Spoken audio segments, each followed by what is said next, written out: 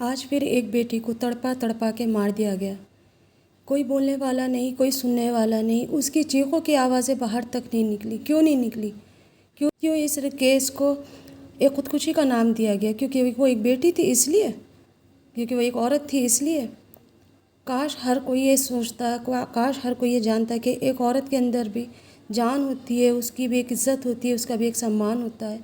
लेकिन हर कोई यही सोचता है कि बेटी है तो क्या हुआ, कुछ भी कर सकते हैं। अस्सलाम वालेकुम माय यूट्यूब फैमिली, कैसे हैं आप सब? उम्मीद करती हूँ ठीक होंगे। मैं भी आप सबकी दुआओं के साथ में ठीक हूँ। जैसे कि आप लोगों को पता है कि आजकल सोशल मीडिया के ऊपर एक वीडियो बहुत ज़्यादा वायरल चल रही है और होनी भी चाहिए। हर औरत की यही एक कहानी होती है, क्योंकि उसकी आवाज़ को बाहर नहीं निकाला जाता है। आप सब समझ गए होंगे मैं किसके बारे में बात कर रही हूँ। कोलकाता में जो रेप केस कांड हुआ है उसके बारे में बात कर रही हूँ। जो एक लेडी डॉक्टर थी, जो एक मरीज़ का इलाज करा करती थी, हर इंसान का इलाज करती थी, उसका इलाज करने वाला कोई नहीं था। उसको इतनी बेरहमी के साथ में तड़पा तड़पा के मारा गया। वो दुनिया का इलाज करती, हर एक लड़की का, हर एक औरत का, हर एक मर्द का इलाज करती थी। ये तो नहीं था कि वो सिर्फ औरतों का ही इलाज करती थी, वो हर किसी का करती थी। लेकिन उसके साथ इतनी दर्दनाक मौत उसको दी गई, कभी नहीं सोचा था। अभी हम निर्भया का केस भी नहीं भूल पाए थे, उसकी दर्दनाक मौत नहीं भूल पाए थे कि फिर एक निर्भया को इसी तरीके से मौत की घाट उतार दिया गया। क्यों औरत महफूज नहीं है इस दुनिया के अंदर? क्यों हिंदुस्तान के अंदर खून के बदले खून और जान के बदले जान का कानून नहीं बनाया जाता? क्यों इस तरीके से रखा जाता है? जब एक बेटी पैदा होती है ना, तो माँ सबसे पहले उसके लिए सपने देखती है। बाप देखे ना देखे, लेकिन माँ ज़रूर देखती है कि अपनी बच्ची को पढ़ाऊँगी, लिखाऊँगी और इसे काबिल ज़रूर बनाना है। मेरा भी यही सपना है, क्योंकि मेरी भी बेटियां हैं। मैं भी हमेशा से यही सोचती हूँ कि मेरी बच्चियाँ पढ़ लिख जाए ना, तो मैं इनके लिए कुछ करूँ। लेकिन किस तरीके से करूँ, कैसे इनको महफूज रखूँ, कैसे इन्हें अपने आंचल में छुपा के, दुनिया की नज़रों से छुपा के रखूँ? जब कोई औरत कुछ काम करती है ना, हर किसी की नज़र में आ जाती है और वो नज़र ही नज़र उसको खा जाती है। जब इस बच्ची को मारा गया, जिस तरीके से उस बच्ची के साथ करा गया, आप खुद एक औरत हो के सोच सकती है कि उस और बच्ची के साथ में क्या कुछ नहीं करा होगा उस दरिंदे ने। क्या उस बच्ची की चीखों की आवाज़ें बाहर नहीं आ रही होंगी? क्या किसी को पता बिल्कुल भी नहीं चला? थोड़ी बहुत तो चीखों की आवाज़ बाहर आती है, कुछ ना कुछ गिरने की आती है। लेकिन इसके अंदर पूरा एक ग्रुप बना हुआ था जो शामिल था। सबकी आवाज़ें बंद कर दी गई, सबकी आवाज़ों को चुप कर दिया गया। अगर सीसी कैमरा नहीं वहाँ लगा था तो क्या उसकी बिल्कुल भी आवाज़ बाहर नहीं गई? अगर एक चम्मच भी गिरता है ना और कमरा खाली होता है तो उसकी भी आवाज़ गूंजती है। लेकिन उस कमरे के अंदर ऐसा कोई सामान नहीं रखा था जिसकी वजह से कि बाहर आवाज़ बिल्कुल ना जा सके। हॉस्पिटल में तो वैसे भी छोटी छोटी बातों की आवाज़ें बहुत बाहर निकलती है, इसीलिए तो कहा जाता है कि खामोश रहिए, यहाँ पे मरीज़ परेशान हो जाएंगे। लेकिन उस बच्ची के साथ इतना सब कुछ गुजर गया और हॉस्पिटल के स्टाफ को किसी को कुछ पता ही नहीं चला। ऐसे कैसे हो सकता है? लेकिन हाँ, ये है कि उस बच्ची के साथ जो भी हुआ बहुत गलत हुआ। उस पे से उस बच्ची के साथ उसका जो पोस्टमार्टम हुआ तो एफआईआर से पहले कर दिया गया। रात के 11 साढ़े 11 बजे के टाइम उसका अंतिम संस्कार भी कर दिया गया, ताकि पब्लिक को पता ना चले। इस टाइम पे उस बच्ची के और उसकी माँ को इंसाफ की ज़रूरत है। क्या हम कुछ नहीं कर सकते? मेरे पास कुछ भी नहीं था, मेरे पास सिर्फ ये चैनल था, उसके ज़रिए मैंने आवाज़ उठाई। देखती हूँ कहाँ तक जाएगी। ज़्यादा से ज़्यादा इस वीडियो को शेयर करना। ये ज़रूरी नहीं कि हम देखकर और अनजान बन जाए, चुप हो जाए। जब तक कि हम आवाज़ नहीं उठाएंगे औरतों के ख़िलाफ़, जब तक बाहर आवाज़ नहीं जाएगी। कितनी लड़कियां ऐसी हैं जिनको मार दिया जाता है। मैं रोज़ नई स्टोरी बताती हूँ आप लोगों के साथ में, रोज़ शेयर करती हूँ। आप लोग बहुत पसंद करते हो, दिल से शुक्रिया।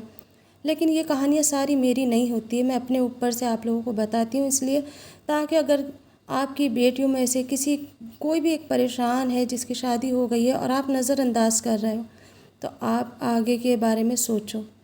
जब मैं इसके साथ हो सकता है तो हमारी अल्लाह ना करे हमारी बच्चियों के साथ भी हो सकता है। आज बच्चियाँ बिल्कुल महफूज नहीं हैं। आज बच्चियों के बारे में हम कुछ नहीं सोच सकते, सिर्फ पढ़ा करके उन्हें बस उनके घर तक भेज सकते हैं। क्या वो इसी के लायक है? क्या वो कुछ करने के लायक नहीं है? लड़के अगर इस तरीके से कुछ भी करते हैं, माँओं को पता चल जाता है, तो माँ ये कह देती है लड़का है कुछ भी कर सकता है। तो क्या लड़की होना जुर्म है? लड़कियों के बारे में कभी नहीं सोचते आप? हमेशा ये सोचना चाहिए कि जब हम एक औरत हो के दूसरी औरत का साथ नहीं देंगे ना, तो हमेशा ये सारी चीज़ें उठेंगी। आप ये नहीं समझना मैं कमेंट्स नहीं पढ़ती, मैं कमेंट्स पढ़ती हूँ, पर मैंने अब जवाब देना छोड़ दिया। क्यों? क्योंकि औरतों का ही आते हैं मेरे पास कमेंट्स, ज़्यादातर बहुत अच्छे अच्छे आते हैं, लेकिन उनमें से कुछ चंद ऐसे होते हैं जो ये कहते हैं, हमेशा एक ही कहानी को दोहराती रहती है। व्लॉग तो हर कोई बनाता है, व्लॉग के अंदर हर कोई हर चीज़ दिखाता है, वही रूटीन होती है। मेरे व्लॉग में आपने कुछ नया देखा होगा। मैं लोगों के बारे में बताती हूँ, ज़िंदगी के बारे में बताती हूँ, ताकि कोई तो ऐसा हो जो इसके ख़िलाफ़ आवाज़ उठाए। लड़कियां जब शादी होकर के अपने घर जाती हैं ना, तो खामोश रहती हैं, चुप रहती हैं, और उन्हें ये कह दिया जाता है तुम लड़की हो, सहना सीखो। नहीं, अब वो वक्त नहीं रहा।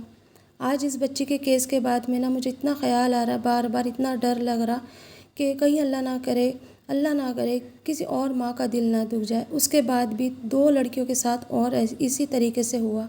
अब वो भी दोनों लड़कियाँ कलकत्ता की ही थी। क्या कलकत्ता की पुलिस को कुछ नहीं पता? जबकि उन्होंने खुद ने ही कहा कि औरों के जो शव थे ना, जब पोस्टमार्टम के बाद में अंतिम संस्कार के लिए गए थे, तो उन्होंने पुलिस वालों ने कहा कि इनके शव को रुका दो और इस लड़की के शव को सबसे पहले जला दो, ताकि जो भी प्रूफ है ना वो ख़त्म हो जाए, मिट जाए। सबसे पहले उसका वो कमरा तोड़ा गया, उस कमरे के अंदर तहस नहस करा गया जिसमें ये कांड हुआ था।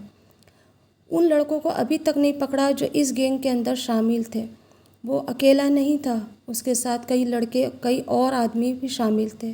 वो पुलिस वाला हो करके उस हॉस्पिटल में बराबर आता रहा और जाता रहा, लेकिन किसी ने भी उसकी आईडी पूछने की ज़रूरत नहीं समझी। किसी ने भी ये इंक्वायरी करने की ज़रूरत नहीं समझी कि आखिर ये पुलिस वाला है कौन, कहाँ का है, ये कौन से पुलिस स्टेशन से है इसका ताल्लुक़। बस लापरवाही थी। ना ही सीसी कैमरा ऊपर लगाया गया। क्यों नहीं लगाया गया? सबसे पहले ये बात ये दिमाग में आती है कि ऊपर के रूम में सीसी कैमरा क्यों नहीं था? उस तरफ के जितने भी वो थे वो क्यों बंद थे?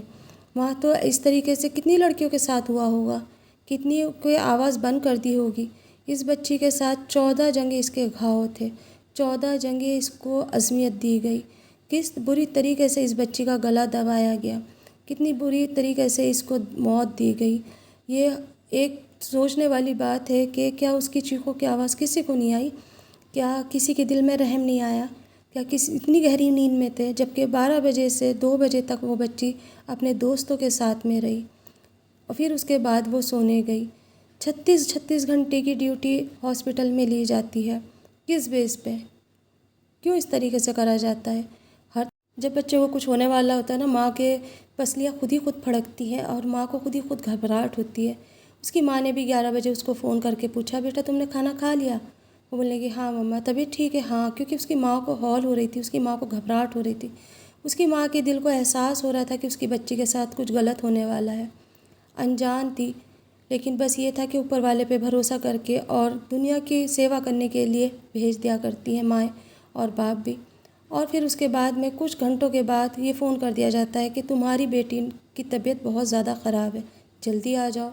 फिर ये कहा जाता है कि तुम्हारी बेटी ने ख़ुदकुशी कर ली है।